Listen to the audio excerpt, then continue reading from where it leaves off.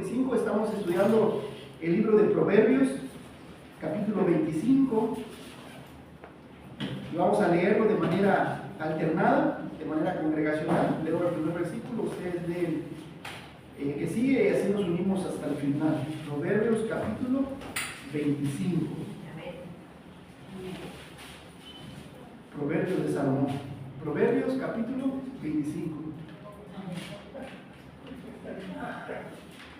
¿Ya estamos ahí? Bien, leo el versículo 1, ustedes leen el 2. La palabra de Dios dice así: también estos son proverbios de Salomón, los cuales copiaron los varones de Ezequías, rey de Judá. Gloria a Dios, es un asunto, pero es estudiando para la altura de los cielos y para la profundidad de la tierra, y para el corazón de los reyes no hay investigación. Quita las historias de la plata y saldrá alhaja. Aparta al impío de la presencia del rey, y su trono se afirmará en justicia. No te alabes delante del rey, porque mejor es que se te diga sube acá, y no que seas humillado delante del príncipe, a quien han mirado tus ojos. no entres apresuradamente en pleito, no sea que no sepas qué hacer al fin, después que tu prójimo te haya avergonzado. Trata tu causa con tu compañero y no descubras el secreto a otro. No sea que te deshonre el que quiere y tu infamia no pueda repararse. Manzana de oro con figura de plata es la palabra dicha como conviene. Como sazafiro de oro, follete o de fino, es el que de frente al sabio que tiene oído.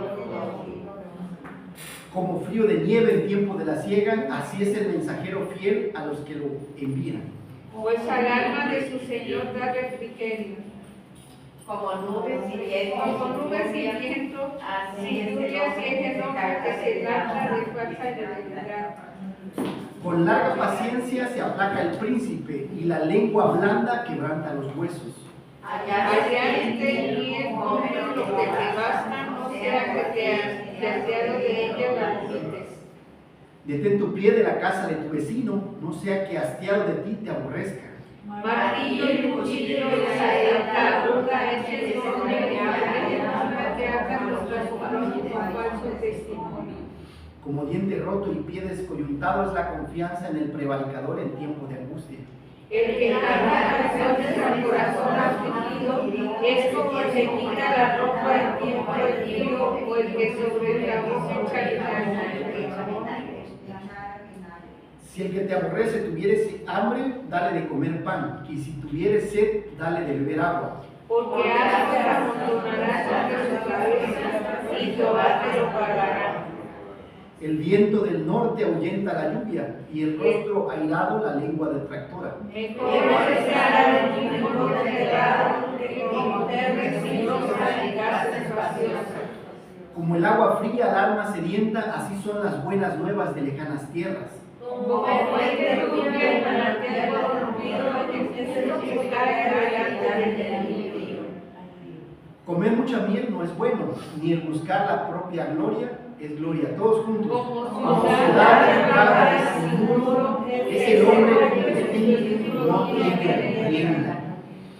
Y algo que nos enseña este capítulo es cómo adorar a Dios. Cómo adorar a Dios. Vemos que Dios le dijo a Moisés: ¿sabes qué, Moisés? Quiero que escribas un libro desde la creación, desde Adán y Eva, hasta lo que Dios ha hecho en la vida del pueblo de Israel. Y agarró y escribió Génesis, Éxodo, Levítico, Números y Deuteronomio. Y después le entregó ese libro, se lo entregó a Josué. Y Josué también escribió el libro de Josué. Y después Josué le pasó la estafeta y se la entregó a Samuel, que escribió después de Josué, Jueces, el libro de los jueces, Ruth, primera y segunda de Samuel, hasta donde vivió, porque vemos que primera y segunda de Samuel, vemos que Dios escribe al pueblo, pero llega un momento en que muere, el primer capítulo, pero sigue escribiendo después los cronistas. Hubieron otros que Esdras y Nehemías, que se le atribuye Reyes y Crónicas, Y de ahí viene el libro de Esdras y Nehemías cuando vienen del exilio, y de ahí viene el tiempo de los profetas que hablaron sobre los reyes. Pero entonces siempre este libro fue entregado a la siguiente generación, y la siguiente generación a la siguiente generación. Y así llega el momento en que los profetas mayores y menores le entregan ¿a quién? A los apóstoles la palabra de Dios, y ellos escribieron lo que Dios les inspiró, los evangelios, el libro de Hechos, las cartas paulinas, Pedro, las cartas de Pedro, de Juan, de Santiago. Y ahora estos 66 libros fueron encomendados a la iglesia, cada generación.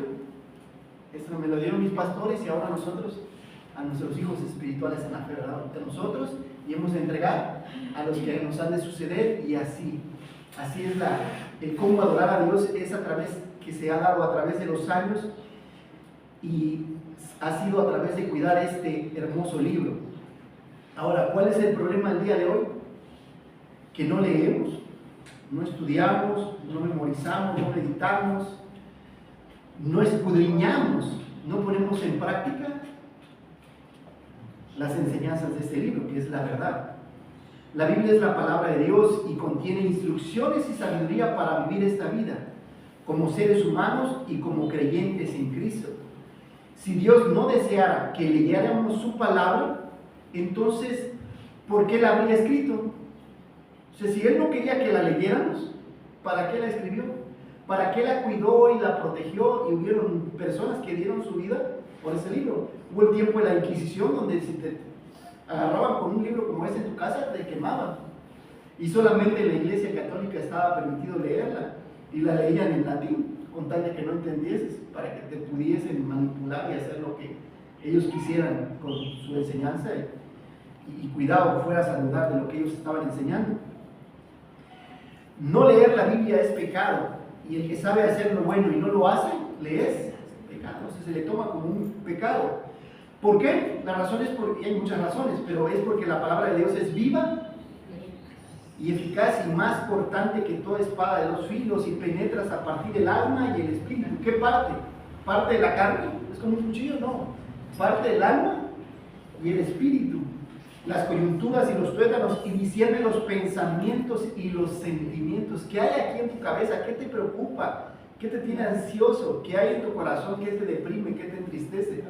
Y Dios quiere sacar lo malo, quiere sacar toda la basura que hay en tu corazón y en tu mente, y poner su palabra. Pero si no le das tiempo, eso no es por ósmosis, que vayas a agarrar y te vayas a dormir sobre la almohada, sobre la Biblia, y pienses que esto va a entrar así solo. No funciona así. O la vayas a dejar abierta, como muchas personas que la dejan abierta en su buró o en una mesa, y piensan que porque hay una bendición especial por tener abierta la Biblia. Eso es mentira. Por tener la Biblia abierta, los problemas no van a venir, o las necesidades o los demonios no van a venir a tu vida. Es una creencia errónea. Es memorizable, dice que vive, que atesores, que muere. Guarda, hijo mío, tu corazón, ¿no? Y que mis palabras estén en tu corazón, para que puedas leer, meditar en ellas en la noche, en la vigilia de la noche. ¿Con qué guardará el joven su corazón? Con guardar tus mandamientos para no pecar contra ti. Leer la palabra de Dios despierta nuestra hambre por Dios. La Biblia es una carta de amor escrita para ti. Dios te ama tanto que escribió 66 cartas para decirte que te ama. Pero a veces estamos tan ocupados, que es más que la verdad, o tan afanados como Marta, afanada y turbada, haciendo el desayuno, la comida, la cena, lavando ropa y cuidando a la familia, que no tenemos tiempo para Dios y para ti. Y es una forma de sanarte, una forma de sanar tu paz mental, una forma de sanar tu corazón mentalmente. Ahora, ¿por qué Dios no querría que la leyéramos? Si es una carta de Dios escrita para nosotros, Dios quiere que la leamos, pero no. Y preguntarte, digamos, he conocido a hermanos que me han presumido que son 40 años, tienen el Evangelio, pero gracias a Dios le dije que no, te has apartado. ¿Y cuántas veces has leído tu Biblia? Ni una vez. 40 años en el Evangelio y ni una vez has leído completa la Biblia. Dices tú, debería avergonzarte el no haber leído por lo menos una vez en tu vida toda la palabra de Dios y todo el consejo de Dios. Y cuando la leemos, debemos creer que nuestro entendimiento por Él va a crecer, nuestro amor por Él va a crecer y nuestra fe por Él va a crecer. Y como cuando se ha predicado temáticamente lo que es la fe es obediencia. Porque hay quienes dicen que creo en Cristo, pero no obedezco las enseñanzas de Cristo. Eso no es fe. O sea, la verdad que sí, ya hice la oración, ya recibí a Cristo, pero no te veo en la iglesia, no te lleves una vida. Fe es obediencia, simple y sencillamente, a su palabra, por supuesto. La Biblia es el manual de instrucciones para nuestras vidas. Antes de que el pecado se vea en nuestras vidas, comienza en el corazón y en la mente. El primer lugar donde debería estar morando su palabra para que batalle contra el pecado. Por lo consiguiente, debemos tener un ardiente deseo de leer la Biblia, incluso en épocas de sequedad espiritual, cuando sentimos que estamos lejos de Dios. Cuando hemos plantado su palabra en nuestros corazones, Dios viene y nos bendice. Él puede recordarnos versículos de esperanza y aliento en los momentos en que más lo necesitamos. Y hemos visto a Jesús cuando es tentado por el enemigo. ¿Qué es lo que saca? ¿Con qué se defiende? Escrito está, ¿no? Cuando le dice, a ver, es que esta piedra se convierte en pan, escrito está, no solo de pan vivirá el hombre. Ya es una instrucción de Jesús, no solamente de pan y agua vivirá el hombre, sino de toda palabra que viene de la boca de Dios, porque somos seres espirituales en cuerpos terrenales. Y bueno, y las otras veces que también dice, escrito está, dice, a ver, aviéntate del pináculo del templo, dice, no tentarás, escrito está, no tentarás al Señor tu Dios, porque conocía la palabra de Dios. Y después dice, te voy a entregar todo esto sin postrado. Y él dice, al Señor tu Dios adorarás y solamente a Él servirás. Entonces solamente hay un solo ser digno de adoración, y ese es Dios, nadie más. Ni el Papa, ni ningún pastor que le bese la mano, ningún profeta, ni un falso apóstol que ande por ahí el día de hoy que se sienta ungido por el Señor, amerita adoración. Solamente hay un ser que merece esa adoración, y ese es Dios. Ni siquiera los ángeles, ¿cuántas veces Pedro y Pablo que se quisieron arrodillar cuando vieron un ángel, que le dijo? Levántate, porque tú y yo somos siervos del mismo Dios, servimos al mismo Dios. Entonces el único ser digno de adoración es Dios, ni nadie más. Vaya, ni tu mujer, que yo sé que a veces, o tu pareja, la amas y la adoras, pero ni siquiera tu pareja. Entonces, porque de Dios es la gloria, tú debes adorarle. Porque de Dios es la gloria, tú debes adorarle. ¿Cómo? Por 3 puntos: escudriñando el Antiguo Testamento, escudriñando el Nuevo Testamento, para conocer sus planes. Y vamos a ir viendo cada uno de estos puntos a lo largo de la predicación. Primero, porque de Dios es la gloria, tú debes servirle. ¿Cómo? Escudriñando el Antiguo Testamento. Escudriñando el Antiguo Testamento. Y entonces dice, por eso dice que el tener la propia gloria no es gloria. Nuestra vida es para glorificar a Dios. Y lo dice aquí en el capítulo 25, versículo 2. Gloria de Dios es encubrir un asunto. O sea, los misterios le pertenecen a Dios y están en su palabra. Pero honra del rey es escudriñarlo, investigarlo, leerlo, memorizarlo, leerlo, estudiarlo, ponerlo en práctica. Es cosa de reyes, no de esclavos. Es lo que está diciendo. Es gloria del rey, escudriñar los asuntos de Dios. Y nosotros somos linaje escogido, real sacerdocio, nación santa, pueblo escogido por Dios, para que anunciéis las virtudes de aquel que nos llamó de las tinieblas a su luz admirable. Por lo tanto, debemos escudriñar. Porque Dios es la gloria, tú debes adorarle. Porque Dios es la gloria, tú debes adorarle. Sí, perdón, sí, es que aquí. Porque Dios es la gloria, tú debes adorarle. Sí, dije otra cosa. ¿Cómo? Escudriñando el Antiguo Testamento. Ahora, si es cosa de reyes y nosotros somos linaje escogido, real sacerdocio, a nosotros nos compete escudriñar los misterios de Dios. ¿Qué es escudriñar? Examinar, investigar, averiguar cuidadosamente algo y sus circunstancias. Ahora, habían pactos universales y habían pactos específicos. Con Adán fue un pacto universal que Dios hizo, y con Noé un pacto también que incluía toda la humanidad. Pero de ahí hay pactos específicos en la palabra de Dios. Una bendición especial, vemos que Dios le dice a Abraham, escoge a Abraham y le dice que en ti serán benditas todas las naciones. Y de ahí está un nuevo pacto que es con Moisés, que es uno de sus profetas. Y le dice, de ti levantaré un profeta en el cual se cumplirán todas las palabras que están escritas en este libro. Y se refería a Cristo, otro profeta como Moisés. Y otro pacto que es con David, que es el pacto davídico, donde le dice de tu descendencia, porque tú quisiste construirme una casa, yo ahora te voy a construir un linaje para que puedas servirme y adorarme. Ahora, vivimos bajo un nuevo pacto. Eso significa que debemos arrepentirnos de nuestros pecados y creer que en Cristo hay salvación, que Cristo es el segundo Adán. El primer Adán desobedeció, pero el segundo Adán obedeció. Todo lo que el primer Adán no pudo hacer, lo cumplió Cristo. Este pecó, este no pecó. Vemos que también en Cristo hay salvación. Vemos que Noé proveyó un arca de salvación para toda la humanidad y solamente entraron los que creyeron, o entraron todos. El arca era para todos. A ver, señores, vénganse. Pero no todos entraron. Igual, el día de hoy el arca de salvación es Cristo y está para toda la humanidad, pero no todos van a entrar. Pero sí, como dice la palabra de Dios, que cuando estudiamos el libro de Hebreos, que aún cuando estuvo 120 años Noé predicando la palabra, dice que invitaba a las personas a venir a él, a convertirse. No todos, la mayoría no escuchó. Primera de Pedro 1 dice, los profetas que profetizaron de la gracia destinada a vosotros, es decir, el Antiguo Testamento, que lo escribieron los profetas, inquirieron y diligentemente indagaron acerca de esta salvación que está en Cristo, escudriñando. O sea, los profetas, ¿qué hicieron?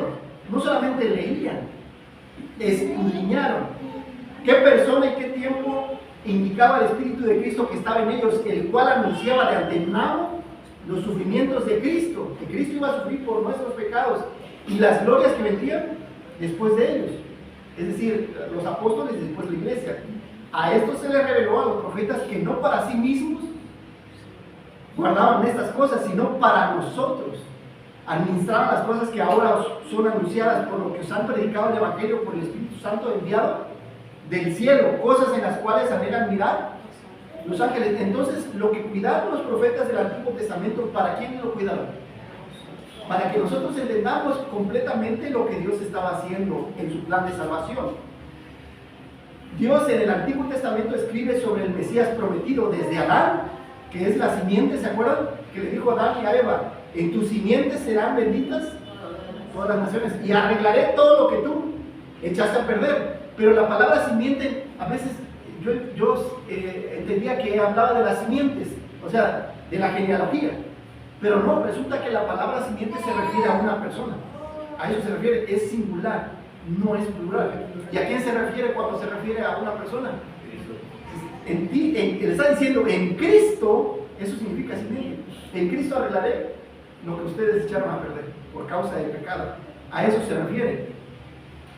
Y aunque Noé lo intentó, los patriarcas, los profetas, los reyes, los jueces, Cristo, toda esa simiente fueron parte del legado para poder llegar a Cristo.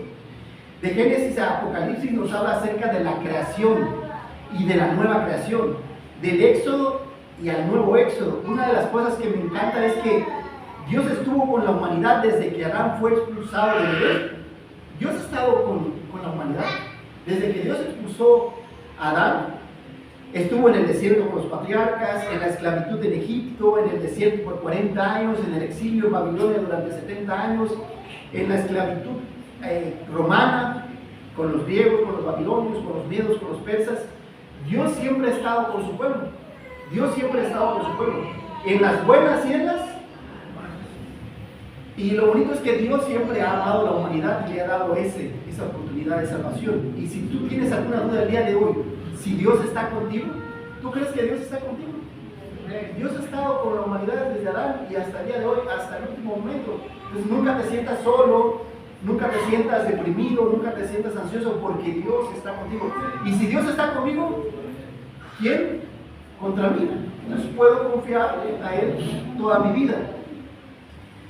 Y hay un camino entre el Antiguo Testamento que te lleva al Nuevo Testamento, porque todo el Antiguo Testamento, ¿de qué habla? De Cristo, y nos lleva al Nuevo Testamento. Y en el Nuevo Testamento se cumple todo lo del Antiguo Testamento. Entonces es un puente que se tiene que cruzar del Antiguo al Nuevo. Y del Nuevo, tú ahora recibes la enseñanza. Así es. Debemos tener cuidado de querer ir directamente al Antiguo Testamento. Hay quienes van directamente al Antiguo Testamento y quieren sacar enseñanza de ahí. No, tienes que tener cuidado. De ahí lo traes al Nuevo Testamento y del Nuevo Testamento puedes traerlo hacia acá. Con cuidado, porque han habido unas variaciones y ahorita voy a explicar. Antes de que Adán viviera, ¿había ley o no había ley? Cuando Adán vivió, ¿había ley o no había ley? ¿Adán vivió con la ley? Pues Moisés no había nacido y Dios no había dado la ley. ¿Y entonces cómo era gobernado Adán? Pero había una regla. Por la ley de la conciencia. La ley de la conciencia lo dice en Romanos, que a Adán Dios le decía que era bueno y que era malo. El día de hoy puede ser que no conozcas todo este hermoso libro que te invito a leer, pero hay una cosa que tienes que se llama tu conciencia y te dice que es bueno y te dice que es malo. Y sabes cuando estás actuando bien y cuando estás actuando de una manera inapropiada. Y después de la ley vienen los libros históricos que también nos sirven para ver cómo Dios amó a su pueblo y lo cuidó. De ahí vienen los libros poéticos y de sabiduría, como este que estamos leyendo ahorita, estudiando proverbios para poder ser sabios. Y hemos visto que el ser sabio es tener el conocimiento de Dios y ponerlo en práctica. Porque de nada sirve saberla toda, pero no la vives. Entonces, lo poco que sé lo pongo en práctica, diariamente. Y eso nos llevó a poder llegar al tiempo de los reyes, donde los profetas le decían a los reyes: hey, están haciendo esto mal, vamos por mal camino. Y bueno, y tan mal que fueron que terminaron en el exilio. Los escritores del Antiguo Testamento conocían el significado de todo lo que estaban escribiendo. No sabían. Sabían que iba para Cristo, pero nosotros ya podemos ver cómo se cumple todo lo que ellos profetizaron en el Nuevo, y tenemos un mayor conocimiento porque tenemos toda la palabra de Dios. Ellos tenían la mitad. Los profetas del Antiguo Testamento fueron fieles testigos de la palabra de Dios y la guardaron para que nos llevaran de la mano al Nuevo Testamento, y partiendo del Nuevo Testamento hasta el día de hoy para la iglesia. Un claro ejemplo de esto es el sacrificio. Antes tú ofrecías sacrificios y era obligatorio. ¿Te acuerdas? Desde Adán y Eva ofrecen sacrificio y se visten. Y vemos a Caín y Abel hasta matándose por el sacrificio, uno que es aceptado y el otro. Vemos a Noé, Abraham, Isaac, Jacob ofreciendo sacrificios, José, Moisés, el pueblo, los reyes, profetas, jueces. Pero ahora, en el Nuevo Testamento, Dios nos pide sacrificios. Debemos venir aquí, cada quien su tortolita, su oveja, debemos venir y hacer un paño de sangre acá. Ya no, ¿verdad? Porque en Cristo se cumple, porque Él es el Cordero de Dios que quita los pecados del mundo. Entonces tenemos, si alguno comete pecado, abogado tenemos para con Dios, a Jesucristo, que es justo. Y dice, y aquel que comete pecado, dice, somos limpios, que le pida a Dios y somos limpios por su sangre. Entonces ya no estamos en ese tiempo de sacrificios, pero tenemos ahora a Cristo y su sangre nos limpia de todo pecado, y podemos acercarnos confiadamente al trono de la gracia para ayudar, para encontrar ayuda cuando estemos en problemas. También, por eso dice la palabra de Dios en Romanos. ¿Qué nos dice a nosotros? Ahora, Romanos capítulo 12. Os ruego, dice Pablo, que presentéis vuestros cuerpos en sacrificio vivo, santo, agradable a Dios, que es vuestro culto racional. Es decir, ¿cómo ofrezco sacrificio a Dios? Por medio de mi cuerpo, que yo me entregue a Dios diariamente. Por lo tanto dice, no os conforméis a este siglo, sino transformados por medio de la renovación de vuestro, que cambie tu manera de pensar, que pienses como piensa Dios, y no como tus padres te enseñaron o como el mundo te ha enseñado, para que comprobéis cuál sea la voluntad de Dios, buena, agradable y perfecta. Eso es lo que nos va a dar el poder entender la palabra de Dios. Los profetas del Antiguo Testamento sentaron las bases para que los apóstoles en el Nuevo Testamento pudiesen desarrollar la iglesia. Otro ejemplo claro es el robo. ¿Se acuerdan qué pasa si te encontraban robando en el Antiguo Testamento? ¿Pagabas 4 veces lo que había robado? Y ves en el Nuevo Testamento a Zaqueo dice, si alguno le robé, le voy a pagar, y le pagaré 4 veces lo que le haya, porque sabía que era un bandido. O sea, aplica. En cuanto al robo, sí se aplica el día de hoy. Ahora, lo traemos al día de hoy, platicando aquí como un experto abogado. Es decir, es por ley que si te agarran robando tienes que pagar 4 veces. Solamente en los centros comerciales. Si te agarran robando un gansito en el centro comercial, vas a pagar 4 veces lo que quieres llevarte. Eso es parte de lo que hay en los centros comerciales. Pero legalmente te sigue por oficio y pueden ser multas, pueden ser años de cárcel, depende del tipo de delito, que ahorita ya hay cambios. Entonces se aplica, sí se sigue aplicando un castigo, pero es diferente. Pudieras llegar a pensar, Dios está conmigo, pudieras llegar a dudar, ¿será que Dios está conmigo? El autor de Hebreos nos recuerda, sean vuestras costumbres sin avaricia, contento con lo que tenéis ahora, porque Él dijo, no te desampararé ni te dejaré. Entonces, ¿estamos solos? No, porque Dios está con nosotros en todo momento. Los profetas miraban hacia el futuro, hacia la cruz, los apóstoles miraban hacia atrás, ¿verdad? Para poder recibir las enseñanzas. Ahora la iglesia ha visto hacia dónde vemos nosotros como iglesia, hacia adelante, a que Cristo viene otra vez y mientras Él viene expandimos su reino por medio de la predicación del Evangelio. Ahora, ¿qué pasa cuando ignoramos este libro? Como dice Osea, mi pueblo fue destruido porque le faltó, porque desechaste el conocimiento, yo también te desecharé del sacerdocio. Entonces hay consecuencias por ignorar la palabra de Dios. Sí, sí hay consecuencias. Y Moisés decía, el pueblo sin visión se desenfrena. Tenemos que tener una visión, una meta, que es esperar a Cristo. ¿Y han visto un tráiler? ¿Han visto un tráiler en la carretera con doble vagón? Cuando pierde los frenos, ¿qué pasa? Vas a traer carros y todo lo que encuentra y hasta casas, está desbaratado. Eso es lo que pasa con la iglesia cuando a veces no tiene esa visión. Nuestra visión entonces es, acuérdense, las 2 grandes guías, la gran comisión y el gran mandamiento, que debemos tener cuidado de siempre. Son 2 cosas que deben guiarnos para estar siempre ocupados y llevar fruto en todo tiempo y en todo momento. La primera verdad nos lleva a la segunda verdad. Porque de Dios es la gloria, tú debes adorarle. Porque de Dios es la gloria, tú debes adorarle. ¿Cómo? Escudriñando el Nuevo Testamento. Escudriñando el Nuevo Testamento. Cuando estudiamos el Nuevo Testamento te das cuenta que los escritores habían escudriñado el Antiguo Testamento porque hacen referencia al mismo. Es decir, cuando vemos a Pablo, a Pedro, a Juan, ¿conocían el Antiguo Testamento? ¿Sí o no? Sí. Y ahora nosotros como iglesia debemos conocer el Antiguo y el Nuevo. Se espera que nosotros seamos como los apóstoles, que conozcamos la palabra de Dios, que investiguemos. La pregunta es, ¿los apóstoles del Nuevo Testamento entendían las profecías del Antiguo? Sí, en parte, entendían parte. Y cuando vino Cristo, pudieron entender, no por completo, no en su totalidad, pero sí entendían parte, porque era algo que habían heredado por los maestros y los profetas. Cristo utilizó muchas veces el Antiguo Testamento para poder explicar sus enseñanzas en el Nuevo Testamento. Entonces sí es muy importante, porque he visto por ahí, he escuchado algunas iglesias, y estoy hablando de cristianas, que dicen, no, nosotros no predicamos el Antiguo Testamento, solamente el Nuevo Testamento. Pero oye, pues si el Nuevo Testamento está basado en el Antiguo Testamento. La Biblia, el 80% es antiguo y el 20% es nuevo. O sea, ¿de qué me estás hablando, no? Y bueno, caen en esa... Es que es antiguo pacto y ya no estamos en el antiguo pacto y estamos en el nuevo pacto. Sí, pero este pacto, sus bases las tiene en el Antiguo Testamento. Ahora, ¿qué hicieron los apóstoles? Afirmaron las enseñanzas de los profetas del Antiguo. Los judíos en aquel entonces predicaban exclusivamente el Antiguo Testamento. ¿Cómo observamos la enseñanza del Antiguo en el Nuevo? ¿Cómo podemos ver esto? Algunas palabras que resaltan, sobre todo Jesús y otros apóstoles decían, porque escrito está, ¿se acuerdan cómo Jesús dijo? Porque escrito está, no solo de pan y agua. ¿Dónde está escrito? En el Antiguo Testamento.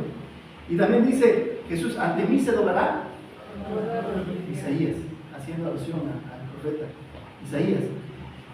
Y cuando dice, más el justo por la fe, bueno, mía es la venganza, dice el Señor, yo pagaré, haciendo alusión al Antiguo Testamento. Escrito está, sed santos porque yo, Deuteronomio, haciendo alusión a Moisés.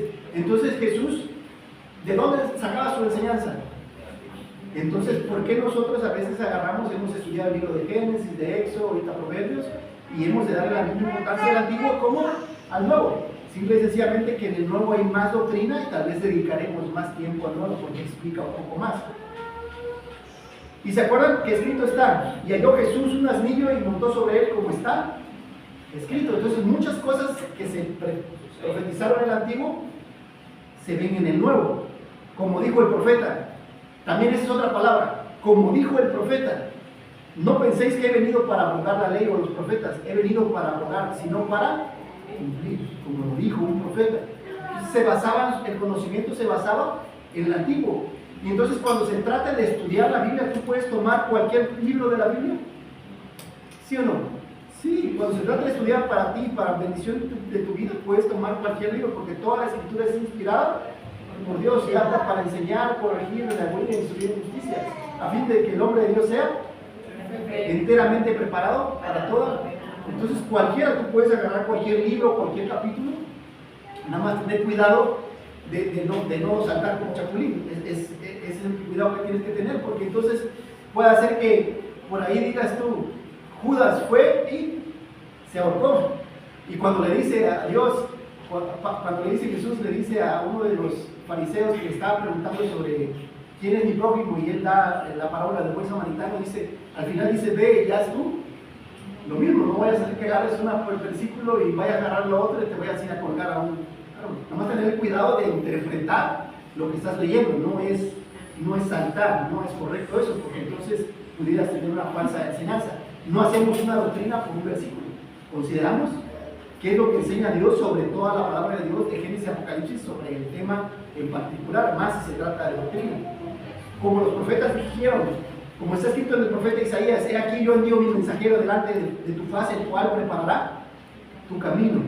Igual, como está escrito en la ley del Señor, todo varón que abriere la matriz será llamado santo al Señor.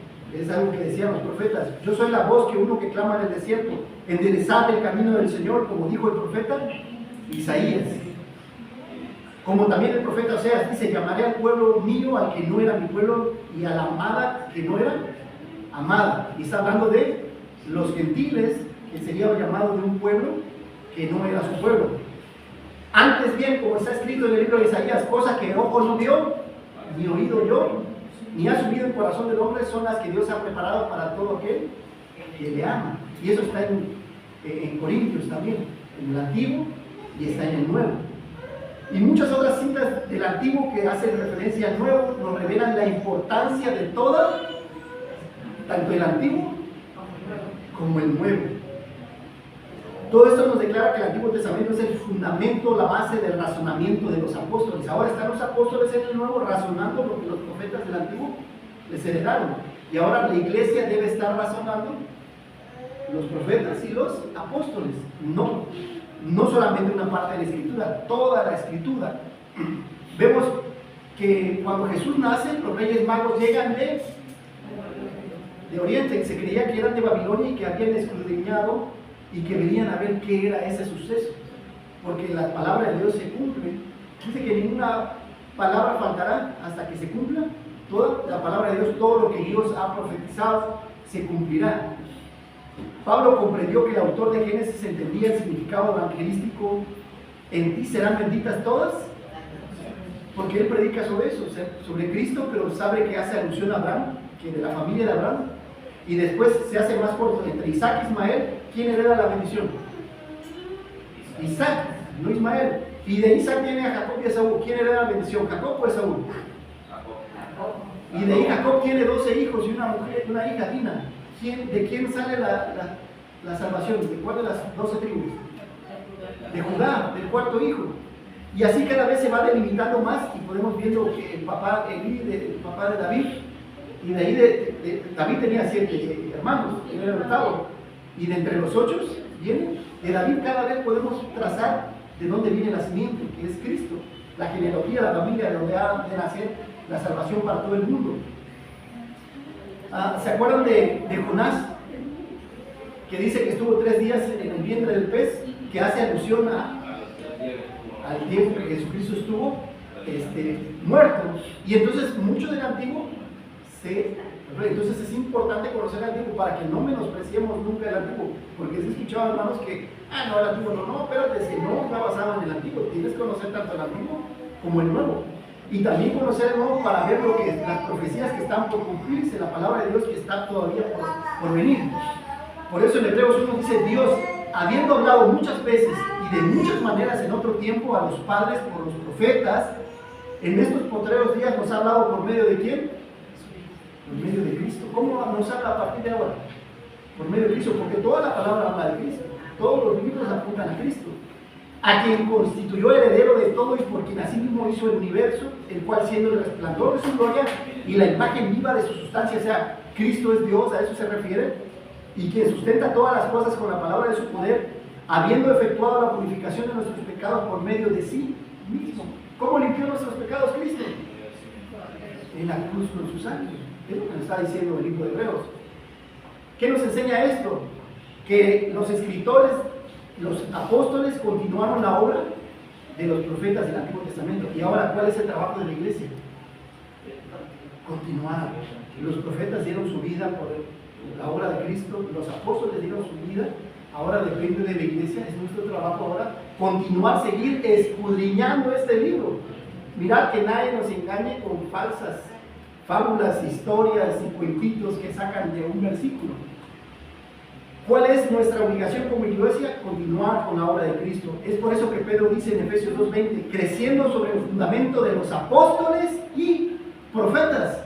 Es lo que dice Efesios 2:20, creciendo sobre el fundamento del Nuevo Testamento y del Antiguo Testamento, siendo la principal piedra del ángulo Jesucristo mismo. ¿Quién es la base? Cristo, por medio de su palabra. Tengamos cuidado entonces y valoremos este libro y lo amemos y lo estudiemos. Tú y yo somos receptores y proclamadores de la verdad divina. Y podemos verlo a lo largo del Nuevo Testamento. Vemos a Esteban cuando es apedreado. ¿Por qué es apedreado? Por su testimonio. Y le dice, y le empieza a decir, Dios nos amó, eligió a Abraham, los reyes fallaron, los jueces, los profetas, y venimos aquí hasta el día de hoy, y después lo apedrean porque no podían aceptar la verdad. El mundo no puede aceptar la verdad, y algunos de ellos nos van a rechazar. Para poder entender el plan de Dios, es necesario entender ambos pactos. Cuando Mateo empieza a escribir su evangelio, empezó escribiendo una genealogía, ¿se acuerdan? Desde Adán hasta Cristo. Y es lo mismo que hace Moisés, o sea, nos habla de la importancia de la genealogía. A veces te pones a estudiar la Biblia y ves, cuando habla de la genealogía de Adán, la genealogía de Noé, en Génesis hay diferentes genealogías, y pensamos que no es importante. Sí, sí es importante las genealogías.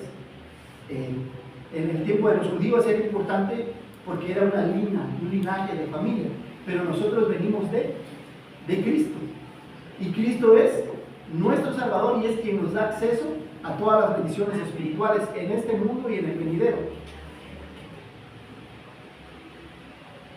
Ahora, otra cosa que se repite también en el Nuevo Testamento, se repite, se cumplió la Escritura. Para que se cumpliese la Escritura, constantemente aparece esto cientos de veces. Hermanos, tenía que cumplirse la Escritura por boca de David. El Espíritu Santo predijo acerca de Judas, el que se hizo guía de los que prendieron a Jesús. Ya estaba profetizado que alguien iba a traicionar al Mesías. Jesús dijo, es necesario que se cumpla todo de mí en aquello que está escrito en el Antiguo Testamento y fue contado con los inicuos, porque lo que está escrito de mí tiene cumplimiento. Jesús dice, era necesario que se cumpliese todo lo que está escrito de mí en la ley de Moisés, en los profetas y en los salmos. Entonces, el Nuevo Testamento es un cumplimiento, o es un sello, o una firma que dice, yo valido mi palabra, así como cuando el papá le dice al hijo, vamos a ir a pasear al parque, y el domingo no vamos a ir a Fundidora, pero resulta que ya después no pueden ir. Pero ahora sí, llega el domingo, lo lleva y puedo decir, cumplo mi palabra. Lo que Dios prometió, muchas cosas en el Antiguo Testamento y en el Nuevo Testamento se cumplieron. Como también nosotros debemos estar alerta de lo que está pendiente por cumplirse. Para que se cumpliese la escritura que dice, repartieron entre mí sus vestidos y sobre mi ropa echaron suertes. Algo que habían dicho sobre él. Y Jesús muchas veces explicó esa importancia de conocer el Nuevo Testamento. En el Nuevo Testamento se cumplen más de 300 profecías del Antiguo Testamento, principalmente en la figura de Jesús. De acuerdo con el testimonio de eruditos y cristianos, estas profecías abarcan aspectos como el linaje de Jesús, ¿no? De dónde vendría, el lugar de nacimiento, que nacería en Belén, su ministerio de sanidad, que vendría resucitando a las personas, dando vista a los ciegos, ayudando a oír a los ciegos, y en su resurrección. Nació de una virgen, estaba escrito también por Isaías, su lugar de nacimiento predecido por Miqueas, huida a Egipto por Oseas, entrada triunfal por el profeta Zacarías. Las 7 fiestas judías, la Pascua, panes y levadura, primicia, Pentecostés, trompetas, el perdón y los tabernáculos se cumplen en Cristo. Porque Cristo, ¿se acuerdan que el judío tenía 7 fiestas? ¿No? Y nos acusan de los cristianos de ser fiesteros. No, ya es parte de nuestra familia, que cada domingo debe ser una fiesta y el regocijarse. Y duraban una semana, 2 semanas sin trabajar y era pura fiesta. La Pascua, Cristo es el Cordero de la Pascua, que muere en la cruz por nuestros pecados. Y antes el judío mataba, ¿se acuerdan? Un cordero para expiación de sus pecados, para acordarse de lo que Dios había hecho en Egipto. La fiesta de los panes sin levadura, el vivir sin pecado. Cristo es el hombre sin pecado. Y en esa semana la gente se reunía y buscaba si había levadura en su casa y lo sacaba. Y es una forma de decir, oye, si hay pecado en tu vida, busca ahí en tu corazón y en tu mente y quítala de tu vida. Las primicias, Cristo es la primicia de todos los que hemos de resucitar. Y entonces la primicia, ¿se acuerdan que venía el judío los primeros frutos y se lo daba a Dios? Entonces es lo mismo con nosotros. La primicia, Cristo es la primicia y nosotros hemos de resucitar como Cristo lo hizo. La de Pentecostés, que era igual a los 50 días, después de la Pascua pasaban 50 días, Cristo ascendió a los 50 días a los cielos. Y entonces las trompetas, vienen las trompetas donde Dios viene a reinar con nosotros en la tierra. Y el perdón de pecados, la fiesta del perdón, que Dios nos ha perdonado, que Él es el Cordero que quita el pecado del mundo. Y la fiesta de los tabernáculos, que Él moró en el desierto. Dios mora, nosotros somos, Dios tabernaculizó nosotros, Dios mora en nuestros cuerpos. Y ahora, el apóstol Pablo hace referencia al libro de Isaías en el libro de Romanos al decir que los judíos eran pecadores. Y no solamente, el judío creía que no era pecador, como hay algunos cristianos hoy en día que creen que no pecan. Así el judío pensaba, no, pues cuando se enfrentan con Jesús, no, pues nosotros somos linaje de Abraham, somos discípulos de Moisés, no pequemos, es lo que estaban diciendo, nosotros no pecamos, no necesitamos perdón. Y Jesús dice, yo he venido por los pecadores, no por los que se creen justos, pero ellos eran pecadores. El judío es tan pecador como lo es el griego, como es el romano, como lo es el mexicano, como es el cubano. Todos somos pecadores, por cuanto todos pecamos. No hay nadie que no sea pecador, que porque soy judío y vengo de la raza, no, espérate, tú también eres pecador, por cuanto todos pecamos. El apóstol Pablo en el libro de los Gálatas menciona que de forma general hay 2 pactos, la de Agar y la de Sara, ¿se acuerdan? La de Agar era en la carne. Abraham quiso tener una genealogía, quiso tener hijos por medio de Agar y tuvo a Ismael con sus propias fuerzas, por sus obras. Y no es por ahí, no es por tus obras. Es que si me porto bien, es que si voy a la iglesia, es que si cumplo los mandamientos. No, no es por obra. No por obras para que nadie. Y entonces la salvación, dice Pablo en Gálatas, que es por medio de Sara, que es por la fe. Esperaste a que él tuviera 100, ella 90 años, Dios les dio. Y la salvación es por fe, no por obras para que nadie.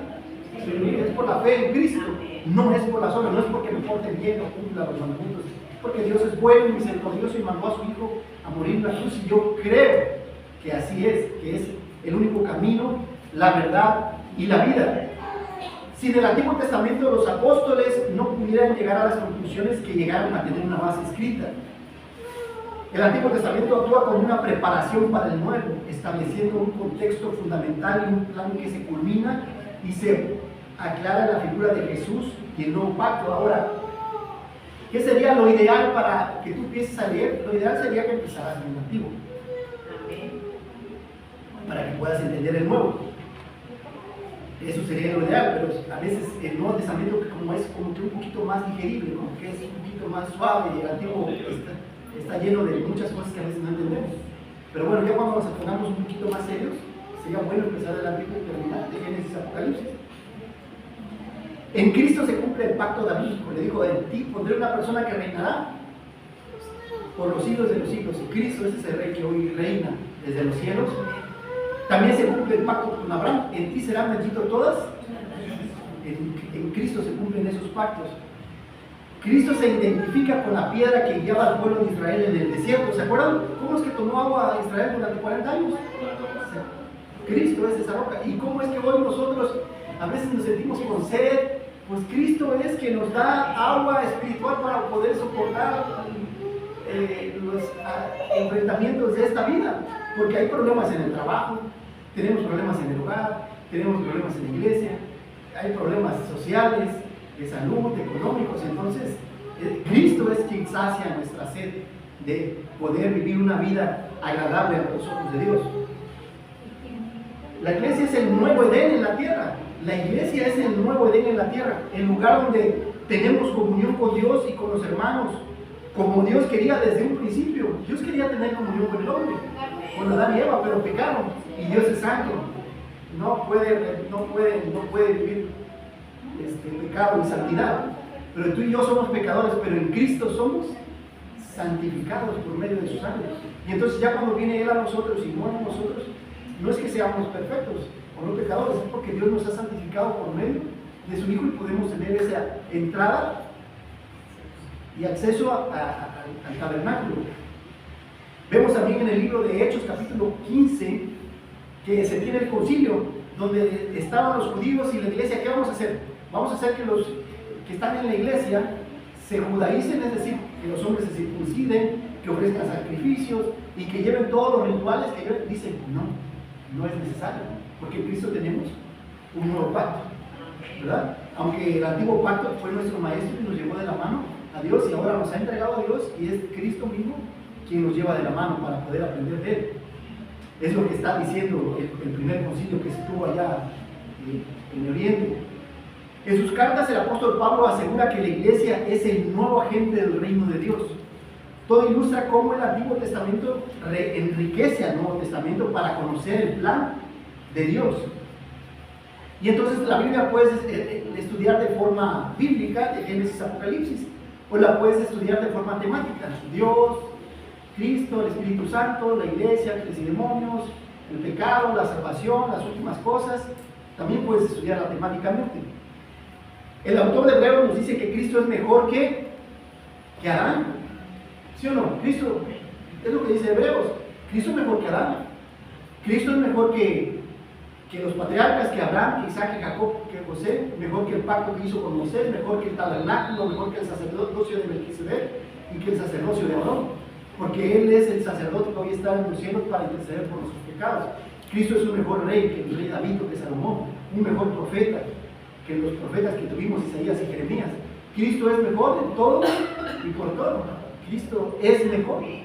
Tenemos a Cristo, lo tenemos todo. Solamente tenemos que conocer su persona y a qué se refiere cuando lo está diciendo.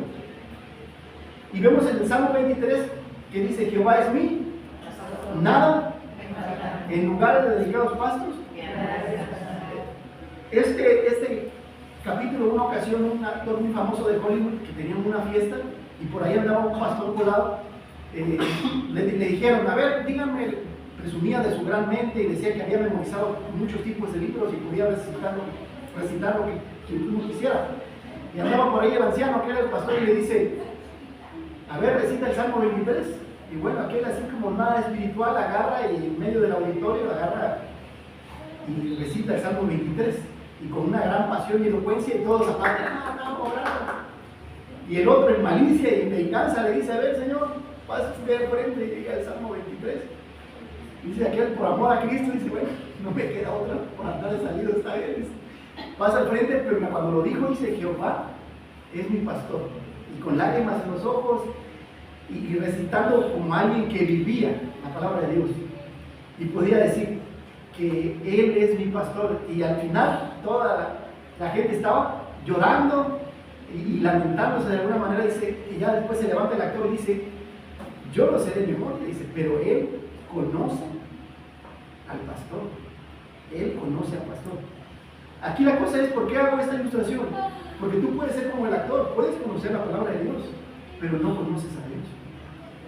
Puedes tener de memoria algunos versículos y capítulos, pero no conoces a Dios. Y conocer a Dios es otra cosa, es otra cosa, ¿no? Tú vives confiando en Él y no hay problema, no hay necesidad de enfermedad porque sabes en quién has creído. Y si Él ha prometido llevarnos a los cielos, no hará por nosotros todo, no suplirá todo lo que nos falta conforme a sus riquezas en gloria en Cristo Jesús. Entonces, conocerle es completamente diferente. No es solamente memorizar. Me cuesta estudiar las Escrituras. Piensa en lo que dijo Jesús. Yo soy el buen pastor y las ovejas oyen mi voz y me siguen. ¿Tú conoces al pastor? Es decir, dice, mis ovejas oyen mi voz y me... ¿Estás escuchando todos los días su voz y le estás siguiendo? Porque no es suficiente el domingo, hermanos. No es suficiente el domingo. Eso solamente es para el día de hoy. Ese es como el maná. No sirve para mañana. La predicación mañana ya se echó a perder. Mañana necesitas otra porción de la palabra de Dios para poder tú alimentarte y seguir creciendo. Y el martes necesitas otra porción de la palabra de Dios, otro poco de maná, para poder vivir la palabra de Dios y enfrentar cada problema. ¿Basta cada día? Su propio mal, pero es por medio de la palabra que enfrentamos las necesidades, las enfermedades y los problemas. No es la predicación del domingo. Y si no vienes el domingo cada 15 días, y más si no apuntaste los 3 puntos, menos, y si no lo estás poniendo en práctica, peor todavía. La segunda verdad nos lleva a la tercera verdad. Porque de Dios es la gloria, tú debes adorarle. Porque de Dios es la gloria, tú debes adorarle. ¿Cómo? ¿Para qué? Perdón, ¿qué es para qué? Para conocer sus planes. O sea, ¿qué es todo este rollo de conocer el antiguo, escudriñar el antiguo, escudriñar el nuevo? ¿Para qué? Para conocer los planes de Dios. Dice que Dios nos ha hecho su amigo y como somos sus amigos, nos ha revelado los planes. Los amigos se conocen. ¿Qué vas a hacer? ¿Cuándo te vas de vacaciones? ¿No? Sabemos, oye, ¿por qué no llegas el domingo? Hay un interés porque somos amigos y podemos abrirnos en ese sentido. Ahora viene lo más importante. ¿Qué aprendemos de los profetas del Antiguo Testamento y de los apóstoles? ¿Cómo interpretaron, cómo pensaron y cómo escribieron? Primero que nada, reconocer que somos el pueblo de Dios, que somos sus hijos. No somos cualquier cosa, hermanos. Somos el pueblo de Dios. Somos los hijos de Dios. Su sangre nos redimió y a su Hijo nos dio para darnos poder y ser testigos de Él. Somos hijos de Dios. Nadita. ¿Cómo es importante reconocer que en la Biblia nos enseña que somos hijos de Dios? Cuando Dios mandó a Moisés a sacar a su pueblo de Egipto, llegó con Faraón y le dijo, deja ir a mi hijo, porque quiero que mi hijo vaya al desierto y me adore, me alabe por lo que yo soy, por las obras que yo he hecho. Entonces Dios, somos hijos de Dios. El Salmo 78, Asaf dice, nos recuerda la incredulidad de Dios. Y dice que los puso en el desierto, les dio a comer agua, les dio a tomar agua, les dio a comer carne, les dio a comer caná y no le adoraron a Dios. Esa generación que salió de Egipto no entró a la tierra prometida. ¿Dónde cayó? Cayó muerta, postrada en el desierto por su incredulidad. Aquí pueden haber algunos incrédulos que no creen que Dios es suficiente para necesidades, enfermedades o problemas. Y podemos vivir una vida de incredulidad. Y ¿sabes lo que decía el pueblo de Israel? Decía, ¿podrá Dios poner mesa en el desierto? Así le decían a Dios en esos 40 años. ¿Podrá Dios darnos agua aquí en medio del desierto? ¿Podrá darnos Dios carne? Es lo que decían, porque en el Salmo 78 está eso. O sea, y a veces te pasa lo mismo. ¿Podrá Dios sanar mi enfermedad? ¿Podrá Dios suplir mi necesidad? ¿Podrá Dios solucionar mis problemas? A veces estamos así nosotros, como el pueblo de Israel en el desierto. Decía, ¿podrá darme pan? ¿Dispondrá carne para su pueblo? ¿Podrá darnos agua en medio del desierto? Oyó Jehová y se indignó. Oyó Jehová y se indignó y los hizo vagar por 40 años. Y esperemos que nuestros 40 años no sean como en el desierto. Va a ser como en el desierto, pero puede ser como Josué y Caleb, llenos de fe, llenos de amor por Dios. Es decir, yo creo que mi Redentor vive. El pueblo de Israel comió maná en el desierto por 40 años. ¿Cuántos años le ha dado de comer Dios? Algunos están jóvenes, como 20, otros llevan llegando a los 80. Pero ¿quién es el que te ha dado de comer en este tiempo de desierto? Dios. Reconoce de quién viene lo bueno y lo malo. Les hizo caer aves en medio del campamento. Una roca espiritual los seguía y estaba agua, acompañando a los israelitas durante los 40 años en su travesía por el desierto. Entonces Dios hasta coca nos ha dado a veces, ¿no? En lata y fría, con hielitos. No sé cuántos años tienes, pero quiero recordarte que Dios ha estado contigo todos los días proveyéndote de todo lo necesario. Todo lo que tienes y todo lo que eres es gracias a Dios. No es porque es muy inteligente, muy fuerte, o no sé a qué le atribuyas todo lo que tienes, pero es gracias a Dios. No olvidemos que ser hijo de Dios significa ser bendecido. Cuando David se enteró de que por causa del arca del Señor había bendecido a Obed-Edom, ¿se acuerdan que se queda el arca ya con Obed-Edom? Y a toda su familia, entonces lleno de alegría llevó el arca a Jerusalén. David vivió 70 años y reinó por 40 años. Pero no todos los 40 años le fue bien, pues porque se acuerdan, pues primero Dios lo hizo andar en el desierto cuando andó persiguiendo a Saúl por varios años. Van a haber momentos en que estemos en Jerusalén, van a haber momentos en que estemos en el desierto y no haya ni una gota de agua. Salomón sabía lo importante que es honrar a Dios y le construyó una casa. Salomón comenzó a reinar a los 20 años, reinó durante 40 años y murió a los 60. Y Dios le bendijo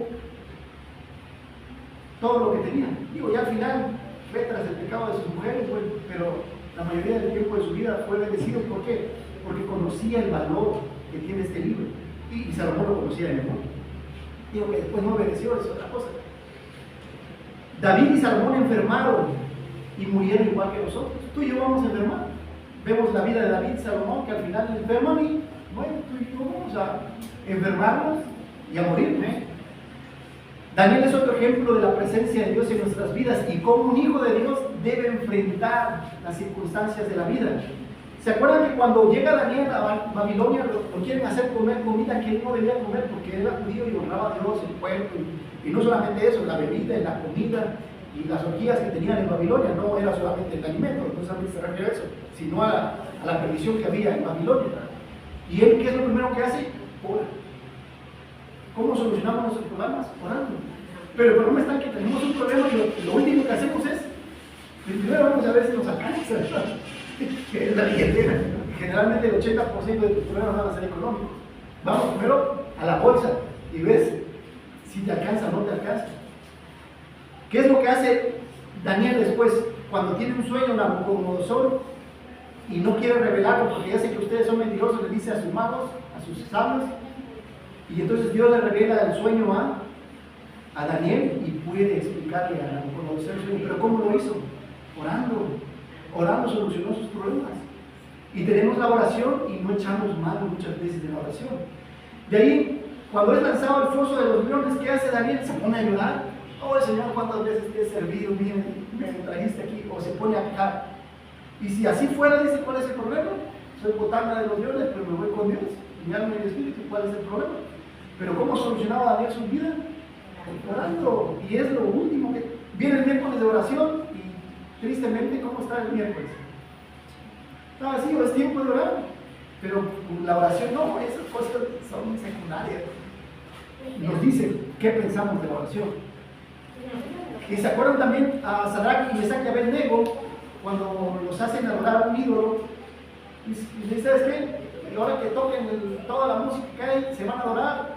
No, dice, ni lo toquen, dice, porque si hemos de morir, y si Dios quiere que nos quememos, los quemamos. Y si no, no pasa absolutamente nada, porque su fe estaba, sabían quién era su Dios. Hay una gran diferencia. Daniel oraba 3 veces al día. ¿Y qué creen que cuando oraba, qué es lo que hacía el judío? ¿Solamente oraba? Leía el Antiguo Testamento. O sea, siempre la oración iba acompañado de la palabra de Dios, del alimento que lo fortalecía. En el capítulo 9 del libro de Daniel menciona que estaba estudiando el libro del profeta Jeremías. Cuando tú lees Daniel 9, y el primer versículo dice que para entender el plan de Dios en su vida y en la de su pueblo, Daniel era un hombre que estudiaba los profetas del Antiguo Testamento. ¿Qué espera Dios de nosotros? ¿Dónde está mi hijo Juanito? Está leyendo su Biblia. No, está leyendo ya Netflix y está empezando a ver la 5ª temporada de Stranger Things. ¿Sí es, no? Y está viendo esta serie. Yo no estoy en contra de que veas algo de tele, pero dale tiempo a lo que verdaderamente es eterno, no a las cosas temporales. Los profetas del Antiguo Testamento estaban conscientes del plan de Dios para su vida. Los apóstoles estaban conscientes del plan de Dios para su vida. Ahora, Dios espera también de nosotros que podamos estar conscientes del plan de Dios para nuestras vidas. La iglesia, familia, hermanos, debemos estar conscientes de adorar a Dios. Los apóstoles del Nuevo Testamento sabían y conocían el programa de Dios. ¿Cuántos años te quedan de vida? Solo Dios sabe.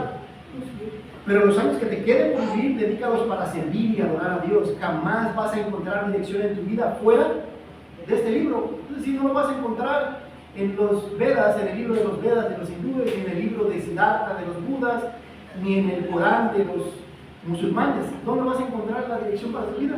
La solución a tus problemas, la satisfacción a tus necesidades está aquí, no está en otro libro. Puedes querer viajar por todo el mundo y terminar de viajar por todo el mundo y encontrar un vacío en tu corazón que solamente puede ser llenado por Dios. Puedes acumular riqueza y ser pobre espiritualmente, porque solo Dios puede enriquecerte espiritualmente. Puedes disfrutar de todos los deleites de la carne y al final, como decía el rey Salomón, vanidad de vanidades. Todo es vanidad. Salomón dice, yo probé todo. Dice, ¿quién va a probar de mí todos los placeres del mundo si yo tengo todo para probar todo? Y dice, y me encontré, dice Salomón, miserable y entristecido. Y por eso nos dice, teme a Dios y guarda sus mandamientos, porque esto es el todo del hombre. Entonces, si Salomón nos está diciendo eso, pero ¿qué tanto has memorizado de su palabra? ¿Qué tanto lees? Lo que más me gusta en la vida es leer. Puedo estar todo el día leyendo. Algunas veces mi esposa se acerca y me dice, ya es tiempo de desayunar o ya es tiempo de comer, y tengo esa oportunidad. Puede ser que tú tienes ese tiempo.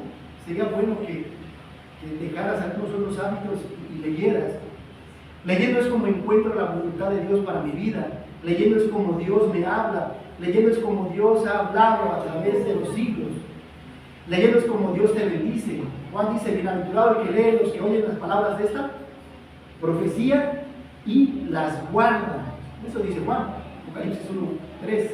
Bienaventurado el que lee, los que oyen las palabras de esta profecía. Dios nos ha enseñado en los proverbios, hijo mío, guarda mis palabras y atesora mis mandamientos dentro de ti. Guarda mis mandamientos y vivirás. Guarda mi enseñanza como a la niña de tus ojos. Así como cuidas tu cuerpo, así es como debemos guardar y atesorar y valorar la palabra de Dios. Me cuesta leer. Considera lo que dijo el apóstol Juan 5:39. Escudriñad las escrituras, porque a vosotros os parece que en ella tenéis la vida, y ellas son las que dan testimonio de mí. Es lo que dice Cristo. Ellas dan testimonio de quién? De Cristo. Y en ella hay vida eterna.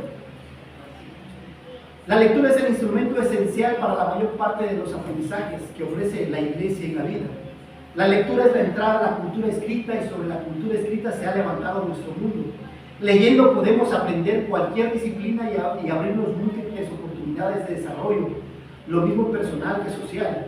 Una iglesia que lee la Biblia es una iglesia con mayores recursos para alcanzar la gran comisión y el gran mandamiento. El deseo de nuestra iglesia es contar con miembros que lean sus Biblias por voluntad propia y no porque yo los esté obligando, presionando. En la Biblia encontramos nuestro pasado, en la Biblia encontramos nuestro presente y en la Biblia yace nuestro futuro.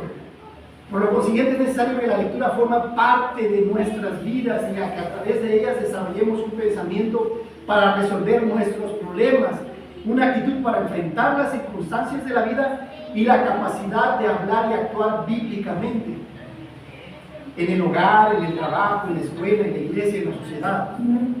El fracaso o el éxito de nuestra vida dependerá de la lectura de la palabra de Dios. La primera actividad del día debería ser leer la palabra de Dios. Pudiera ser 20 minutos diariamente, un capítulo al día, un versículo memorizado. Si ya no tienes buena visión, bueno, escuchar, está en el celular el día de hoy, escuchar un capítulo o algo, no hay excusas. Para que esta lectura diaria cumpla con su propósito, debe ser constante y expositiva, empezando un libro y terminándolo. Ya les expliqué que no es correcto hacerlo como chapulín, ¿verdad? Debemos de leer de manera congregacional. ¿Por qué leemos? ¿Se han dado cuenta que vemos de manera congregacional? El pueblo, cuando Moisés junta al pueblo ante el monte Ebal y el Gerizim para dar maldiciones y bendiciones, era leyendo lo que había escrito. Cuando Esdras y Nehemías regresan del exilio de Babilonia y de Asiria, ¿se acuerdan? Dice que desde el más pequeño hasta el más grande, desde las 6 de la mañana hasta el mediodía. Desde las 6 de la mañana hasta el mediodía. Dice Esdras 8. Todo el pueblo se reunió con un solo hombre en la plaza que estaba delante de la puerta de las aguas. Había 8 puertas para entrar a Jerusalén. Y pidieron al escriba, a Esdras, que trajera el libro de la ley de Moisés que el Señor había dado a Israel. Entonces el sacerdote Esdras trajo la ley delante de la asamblea de hombres y mujeres. Y todos los que pudieran entender lo que oían, era el primer día de la semana, y leyó en el libro desde el amanecer hasta el mediodía en presencia de hombres, mujeres y niños. Y los oídos de todo el pueblo estaban atentos al libro de la ley. Por eso que le vemos de manera congregacional. Pero tiene que haber una lectura personal. Esto es para el día de hoy. Lo que hoy enseñé es para hoy. Mañana requieres de otra porción, tu maná, tu palabra, para poder vivir y enfrentar la vida. Cuando el apóstol Pablo estaba en la cárcel, ¿qué le decía a Timoteo y a Tito y a sus discípulos? Entre tanto que voy, ocúpate en la lectura, en la exhortación y la enseñanza. Entonces la lectura siempre ha sido parte del pueblo de Dios, del Antiguo Testamento, del Nuevo Testamento, de los profetas, de los apóstoles y de los hermanos hoy en la iglesia. Y podemos echar mano de otros libros. Cuando observamos a los profetas y a los apóstoles estudiando con gran celo la palabra de Dios, nos motiva a escudriñarla, haciendo uso de referencias del Antiguo Testamento. O sea, cuando tú empieces a leer algunos versículos, te has dado cuenta que tu Biblia tiene unos textos chiquitos que te llevan a otros. Bueno, eso es bueno, eso es válido para poder conectar con el Antiguo Testamento, con el pasado, tomando en cuenta el contexto gramatical, histórico y literario. ¿Qué significa gramatical? Respetas las palabras. ¿Cuál es el mejor método de estudiar la palabra de Dios? Respetando el texto. ¿Qué es lo que dice el texto? No invento sobre lo que está escrito, el versículo, el capítulo, el versículo. Respeto el texto. ¿Cuál es la intención del autor del libro y qué es lo que quería enseñarnos? ¿Qué significó para ellos en el Antiguo Testamento? ¿Qué significó en el Nuevo Testamento como un puente y qué significa para nosotros? No voy a bordo directamente en el Antiguo Testamento y hago doctrina. No, cuidado, hay quienes empiezan a predicar el Nuevo Testamento y lo traen al día de hoy, al siglo, como si fuera anterior, y no es así. El histórico y el literario, ¿no? Si es ley, si habla sobre ley, si es evangélico, si es histórico, si es poético, si es profético. Cada género literario se trata de una manera diferente. Porque cuando estás en poético, tienes que saber que es algo poético, que está haciendo simbolismo. Y entonces tener cuidado. Cuando decimos que Jesucristo es la puerta, Cristo es una puerta, está queriendo enseñar algo. Cristo es la vid, Cristo es un árbol. Está hablando de salvación, ¿no? Pero tenés que saber cuándo habla de simbolismos y cuándo no. Analizando cada palabra, buscando poner en práctica la palabra de Dios en mi vida como si fuera un laboratorio. No sé si a ustedes les hicieron en la escuela, había unas hormiguitas donde ves cómo caminan, ¿no? Cómo crecen y cómo se van multiplicando las hormiguitas, para entenderlas, cómo trabajan. Igual la palabra de Dios debe ser así. ¿Cómo aplico esto en mi vida el día de hoy? ¿Qué aprendemos de las cartas de Pablo, que formaban parte de la obra misionera que hoy en día tú y yo tenemos la misma responsabilidad de ir y compartir el Evangelio, con la finalidad de animarnos en el camino de la fe? Sus cartas fortalecen a la iglesia en medio de un mundo inmoral, incrédulo y egoísta. Nuestra tarea entonces es leer más nuestras Biblias y observar cómo los profetas y los apóstoles relacionan la obra de Cristo. Leer más nos ayuda a entender mejor los planes de Dios para mi vida.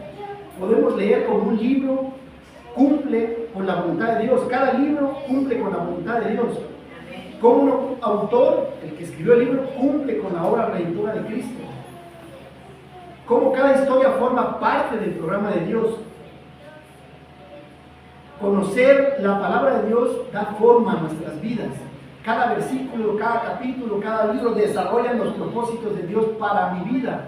Por lo tanto, a leer y entender nos ayuda a tomar decisiones sabias. La palabra de Dios nos santifica. Habían tres bases en que se basaba la iglesia de John MacArthur. Primero dice, yo voy a predicar toda, porque él creía que la palabra de Dios nos santifica. Dice, santifícalos en tu verdad, tu palabra. ¿Qué santifica al cristiano? Su palabra, en el día a día, claro, viene el Espíritu Santo y lo santifica, nos limpia de todo pecado, pero su palabra es la que nos está limpiando, porque ella es agua. Y de ahí dice, la palabra de Dios es la que pone la agenda. ¿Qué es lo que aprendí hoy? Es lo que Dios quiere que en el transcurso de la semana haga. ¿Qué es lo que Dios quiere que haga en esa semana? En conclusión, de lo que he predicado, que lean sus Biblias, ¿verdad? Que lean sus Biblias y lo pongan en práctica. Espero poder animarlos y motivarlos, Señor, por favor, ayúdame en esta tarea. Cada vez que estudias una parte de las Escrituras, nos desplazamos hacia la meta de conocer mejor una parte de Dios, una parte que contribuye a la totalidad del conocimiento de Dios. De la misma manera que los profetas interpretaron el Antiguo Testamento, de la misma manera que los apóstoles interpretaron el Nuevo Testamento, reconocemos tu voluntad y tus planes para nuestra vida. Pablo nos recuerda que ya no estamos bajo la ley, sino bajo la gracia.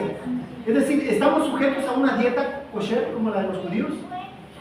Es decir, no comemos puerco, no comemos ave, no comemos camarones. Aplica eso para nosotros, porque ahí donde los adventistas, con cariño y respeto se lo digo, no estamos bajo la ley judía como para querer llevar una dieta como la de los judíos. Es un error, disculpen, pero es un error doctrinal que ellos tienen. Los 10 mandamientos se ampliaron. Cuando dice el día de reposo, el judío, ¿qué día descansaba? El sábado, ¿verdad? Porque había un mandamiento que decía que un día debes dedicar, adorar y servir a Dios y disfrutar de la obra y de las cosas que Dios ha hecho. Ahora, ¿cuál es el día que nosotros dedicamos a adoración? ¿Por qué? Porque Cristo resucitó y en Él se cumple. Y entonces por eso, y lo vemos en el Nuevo Testamento, vemos que Pablo y la iglesia se reunían. Los domingos dice que cada primer día de la semana se reunían las iglesias para adorar a Dios, para que no se nos olvide que quien resucitó y murió por nuestros pecados, y ese es Cristo. Entonces por eso nos reunimos el domingo. ¿Sí me explico? Que el poder entender entre el Antiguo y el Nuevo Testamento las enseñanzas bíblicas. Ahora, el no matar, anteriormente en el Antiguo Testamento el no matar era físicamente, pero cuando Cristo explica ese mandamiento, no matar, habla de cuando no solamente matar físicamente, habla cuando tú hablas mal de una persona, cuando tú la juzgas, tú la criticas, cuando matas su reputación, matas su testimonio. Y entonces, oye, hablar mal de las personas es pecado también. Entonces, hay cosas que se amplían. Cristo es mejor. En conclusión, ¿cuál es el propósito de la Biblia? Maravillarnos de la obra de Dios, entender sus planes y vivir esta vida como a Dios le agrada. Resumiendo los 3 puntos, porque Dios es la gloria, tú debes adorarle primero, ¿cómo? Escudriñando. Porque Dios es la gloria, tú debes adorarle, ¿cómo? Escudriñando el Nuevo Testamento. Ahora, porque Dios es la gloria, tú debes adorarle para conocer sus planes. Bien, vamos a ponernos de pie y vamos a orar. Esto es para compensar el otro día de los 30 minutos. Vamos a orar de pie. Señor, te damos gracias por tu palabra, Señor. Gracias por que es bendita, que es como una miel. Señor, ayúdanos a disfrutar de ella, que es pan a nuestra alma, que es carne, que es leche, que es agua, que nos consuela. Ayúdanos a echar mano de la vida eterna, a escudriñar, a leer, a estudiar, a memorizar, a meditar, a investigar tu palabra, así como lo hacemos por el TikTok, como lo hacemos por WhatsApp.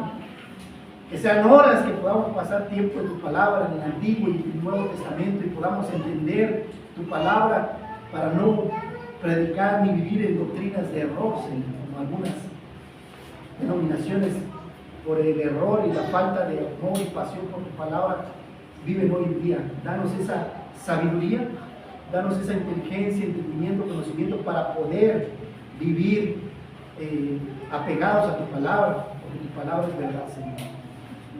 Y para poder conocer los planes que tú tienes para nuestra vida de manera personal, familiar y eclesiástica. En Cristo te pedimos todo esto.